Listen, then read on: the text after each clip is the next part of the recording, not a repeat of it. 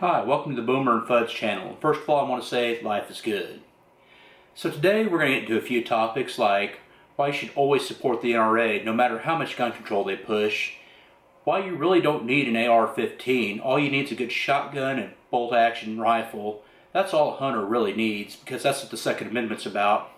But first I want to talk about why I carry a 1911. Winner of 2 world wars.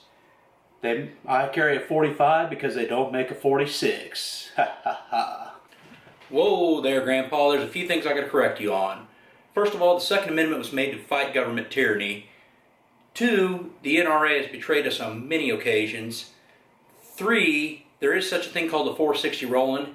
And 4, if the 1911 was so great, why did the U.S. military replace it with basically the German gun with a full slide and double stack mag added?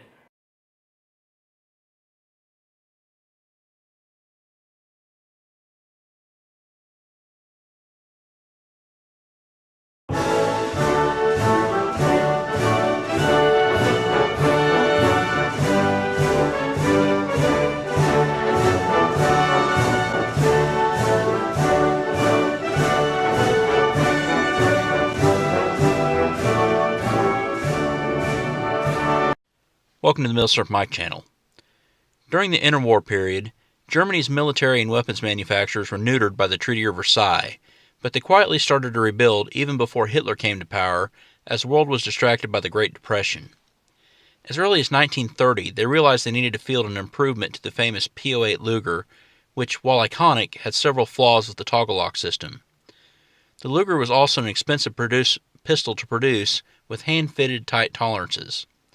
Karl Walther had already won a contract to supply the German police with the innovative double-action, single-action PP and PPK pistols. He borrowed from the design of a pistol created by Paul Kiraly, I'm not quite sure how to pronounce his name, who lived in Switzerland at the time. Kiraly's pistol was a short recoil autoloader. He was unable to find a buyer. Walther borrowed from his design, changed the blowback and controls while basically adding the PP trigger to the new pistol. This pistol fired from a lock breech with a double-action trigger, which was a first. The new pistol featured a Decocker safety lever, which meant it did not have to be carried cocked and locked, or with an empty chamber like the 1911, Browning High Power, and the Tokarev TT-33. Since the pistol was simpler and made from sheet metal stampings, it cost 75% of what the P08 Luger cost to produce, while being many times more reliable. Walther's pistol was accepted by the German military in 1938, hence it became the Pistolet 38 or P38 pistol. Several bugs were worked out over the next year or so, and mass production finally commenced in 1940. Walther, code AC, was pushed to its limits, so variants were also produced by Mauser, code BYF, and Spreework, code WAA88. This was a very good pistol. When the Allies captured a P08 Luger, it was usually kept as a trophy, while captured P38s were shooters and pressed into service against the Germans. At the end of the war, several thousand were put together under French occupation with parkerized finish and steel grips, and thus called Grey Ghosts. Later, West Germany would start to militarize and form the Bundeswehr. Walther would retool and start producing new P38 pistols again in 1957. In 1963, the aluminum frame P1 was adopted, and this pistol was not phased out until 2004. Surplus P38s were used in militaries around the world, including South Africa, and even provided to CIA operatives in Vietnam.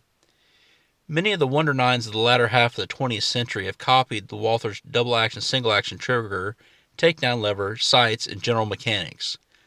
It can be argued that the Beretta 92 series pistols are just a P38 with full-length slide and frame. My P38 is a wartime Mauser-produced pistol.